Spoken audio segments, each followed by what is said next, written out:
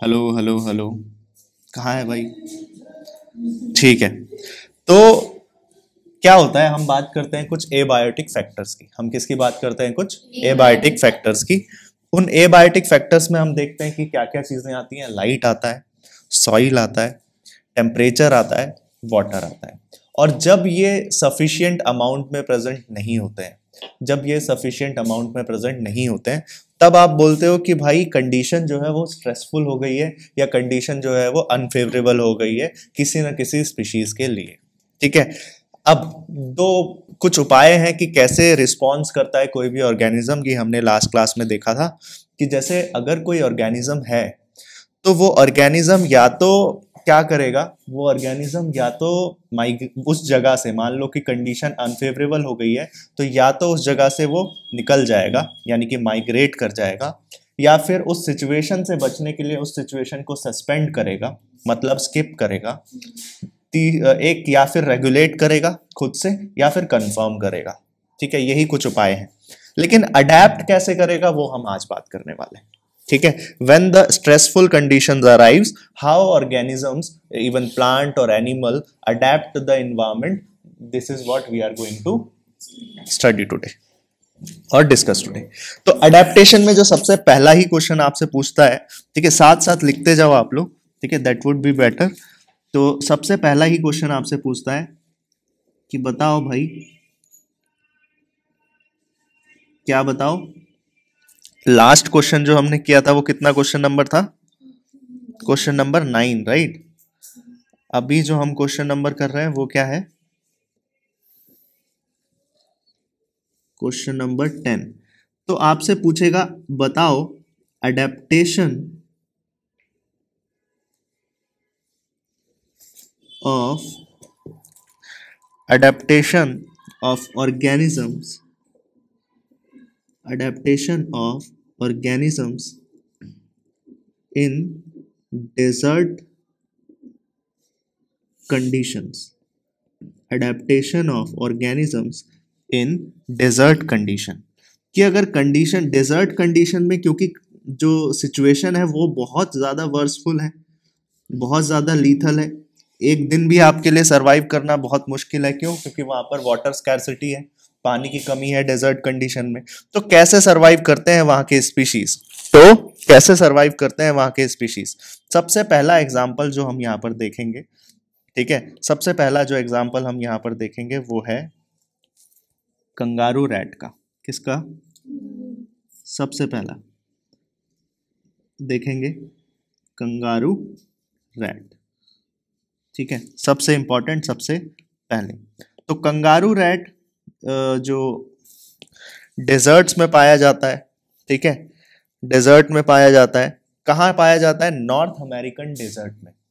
अब डेजर्ट में पानी तो है नहीं, तो वो सरवाइव करने के लिए क्या क्या पैतरे अपना रहा है, उसी को अडेप्टेशन हम बोल रहे हैं। क्या करता है?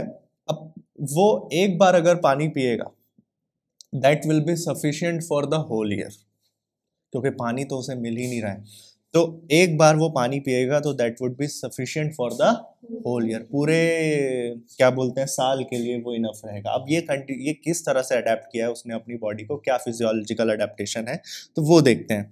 उसका जो यूरिन होता है, यूरिन क्या हो जाता है? सॉलिडिफाई हो जाता है। ठीक है, वो सॉलिड यूरिन एक्सक्रीट आउट करता है, पहली बात, पहली अडेप्टेशन। दूसरा अडेप्टेशन क्या है? उसकी बॉडी में जो फैट है, जब वो उसका डाइजेशन करेगा तो क्या निकलेगा? वाटर निकलेगा। समझ आया? क्या निकलेगा? वाटर निकलेगा। ये बात समझ आई? ठीक है, तो देखो जरा क्या कहा जा रहा है। मैं यहां रीड कर रहा हूं कि किस तरह से अडेप्टेशन होता है। In the absence of external source of water, the kangaroo rat in North American desert is capable of meeting all its water requirement। कैसे? इंटरनल फैट का ऑक्सीडेशन करता है, in which water is by product, जिसमें by product क्या मिलता है? Water. और ये एग्जाम्पल बहुत बार क्वेश्चन में पूछा गया है, ठीक है, नीट में भी, सीबीएसई में भी, तो बहुत इंपॉर्टेंट एग्जाम्पल है, ध्यान रखना कंगारू रैट का। It also has the ability to concentrate its urine so that minimal volume of water is use to, ये क्या करता है, अपने यूरिन को कॉन्सेंट्रेट कर देता है, सॉलिडिफाई कर देता है, यही बताया था दूसरा पॉइंट मैंने, so that minimal volume of water is use to remove excretory products. तो this is all about kangaroo rat, पहला पॉइंट, ठीक है, ये पहला पॉइंट, ठीक है। कंगारू रैट के बारे में बोलेगा तो ये पूरा आपका यहां से यहां तक कंगारू रैट के बारे में पता चल गया। 2 पॉइंट पता चले हैं यहाँ पर। पहला पॉइंट पता चला है कि भाई इंटरनल फैट का ऑक्सीडेशन करता है जिसमें पानी निकलता है, और दूसरा पॉइंट क्या पता चला, ये अपने यूरिन को क्या कर देता है, सॉलिडिफाई कर देता है, राइट, गुड, ठीक है, ओके। मैनी डेजर्ट, अब दूसरा जो एग्जाम्पल पढ़ेंगे आप लोग,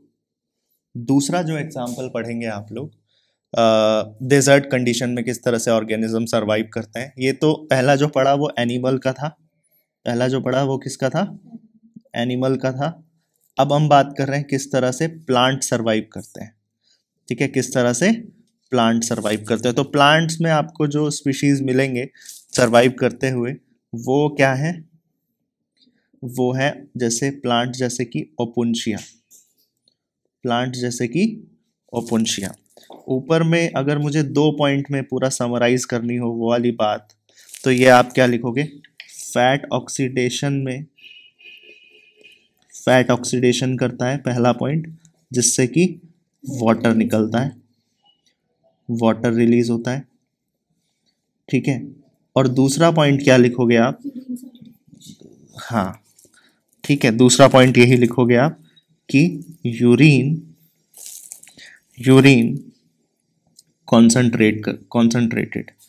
कॉन्सेंट्रेटेड यूरिन, मतलब वाटर का अमाउंट इसमें बहुत ज्यादा लो है।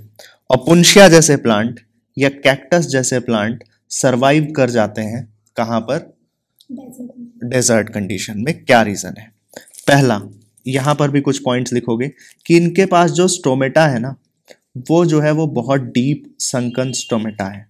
स्टोमेटा क्या होता है, stomata is the pore on the surface of leaf, stomata is the pores on the surface of leaf through the help of which exchange of gases takes place. यही होता है, exchange of gases takes place, साथ के साथ water का जो release है वो भी यहीं से होता है इन द फॉर्म ऑफ वेपर, जिसे आप बोलते हैं ट्रांसपीरेशन।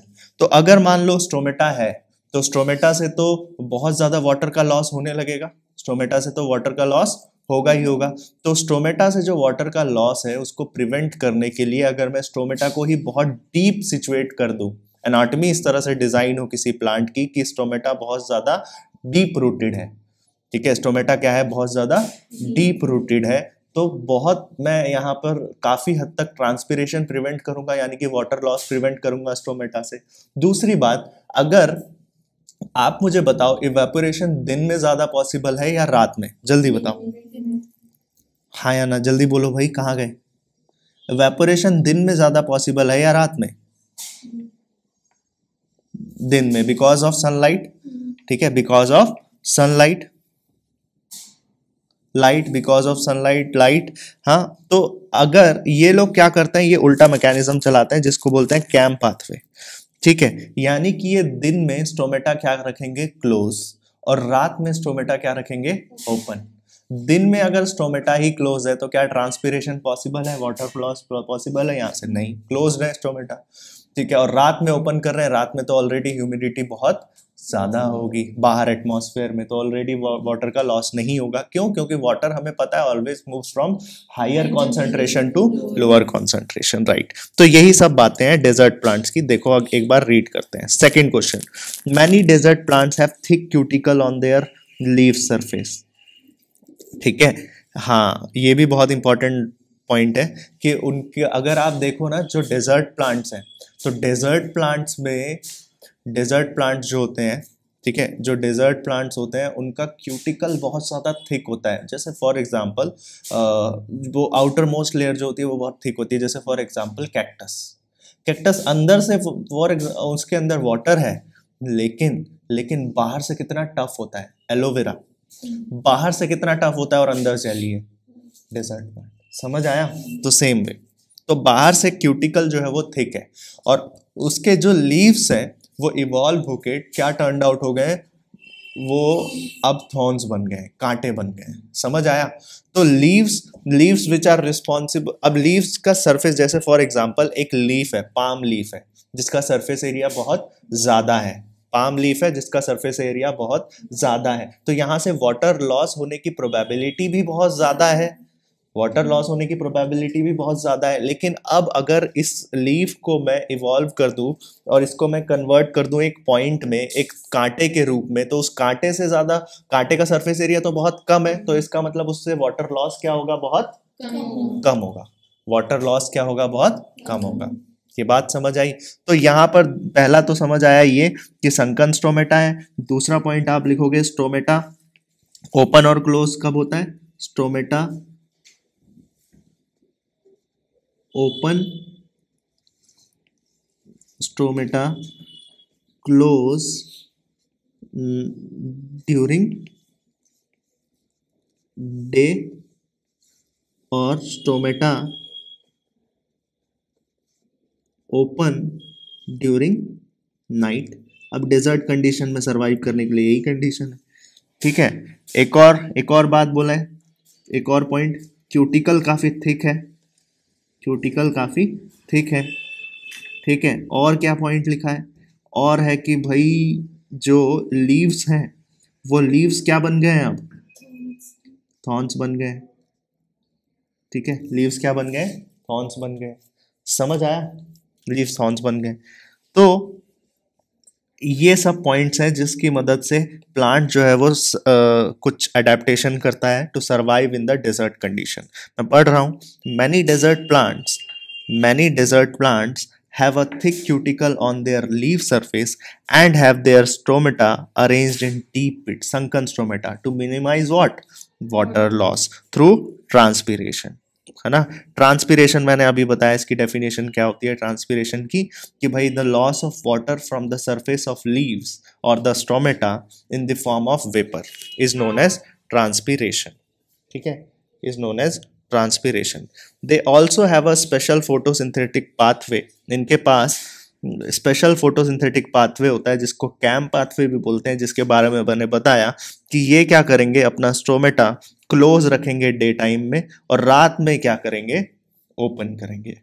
ठीक है, some desert plant like opuntia have no leaves, इनके पास लीव्स ही नहीं होते हैं, और leaves they are reduced to spines, जो लीव्स है वो थॉर्न्स, कांटे या स्पाइन्स में क्या हो गए हैं, टर्न्ड हो गए हैं। ठीक है, रिड्यूस्ड हो गए, and the photosynthetic function is taken over by the flat stems. तो यहाँ पर फोटोसिंथेसिस कौन कर रहा है, स्टेम्स कर रहे हैं। तो ये सारे पॉइंट्स यहाँ से इंपॉर्टेंट है। ठीक है, सेकंड क्वेश्चन, पहला क्वेश्चन ये था कि भाई किस तरह से कंगारू रैट सरवाइव करता है, किस तरह से कंगारू रैट सरवाइव करता है। ठीक है, इन डेजर्ट कंडीशन में। दूसरा क्वेश्चन है कि किस तरह से डेजर्ट प्लांट अडेप्टेशन करते हैं। ठीक है, किस तरह से डेजर्ट प्लांट अडेप्टेशन करते हैं। तो दोनों का आंसर आपको मिल गया, यहाँ पर अडेप्टेशन पता चला डेजर्ट कंडीशन का। बढ़े आगे, इतना नोट हो गया है भाई, सभी बता दो जल्दी से, आया ना? क्या बताया? Hello, cuticle outer most surface of leaf. ठीक है, जैसा मैंने बताया एलोवेरा का देखने को मिलेगा या कैक्टस का देखने को मिलेगा। ठीक है, और कोई डाउट? बढ़े आगे। Hello, crustacean acid metabolism. ठीक है, कैम की फुल फॉर्म है क्रस्टेशियन एसिड मेटाबॉलिज्म। ठीक है, बढ़े आगे, डन। फिर हमने एक बात बोली थी कि जो कोल्डर क्लाइमेट में जो स्पीशीज रहते हैं जो ठंडे इलाकों में जैसे अंटार्कटिक जैसे रीजन में स्पीशीज रहते हैं, उनके जो कान और लिम्स होते हैं वो बहुत छोटे होते हैं। उनके कान और लिम्स क्या होते हैं, बहुत छोटे होते हैं। That minimises the heat loss, वो मिनिमाइज करता है हीट लॉस को, and this is known as Allen rule. इसे ही क्या बोलते हो आप, एलन रूल। और पोलर सीज एक्वेटिक एनिमल जैसे कि सील कैसे, अब ये अगेन क्वेश्चन है कि वो पोलर बियर कैसे सरवाइव करता है, ठीक है, इंपॉर्टेंट क्वेश्चन है। तो आप बोलोगे इनके पास पहली बात थिक लेयर ऑफ ब्लबर होती है जो कि इंसुलेटर का काम करती है below the skin, that acts as insulator and reduces the loss of body heat, ठीक है। तो ये भी अगेन एक क्वेश्चन है, ठीक है। क्वेश्चन क्या है, क्वेश्चन इज क्वेश्चन नंबर 10 हो गया था, 11। Question number 11 is how polar bear survives in Antarctic region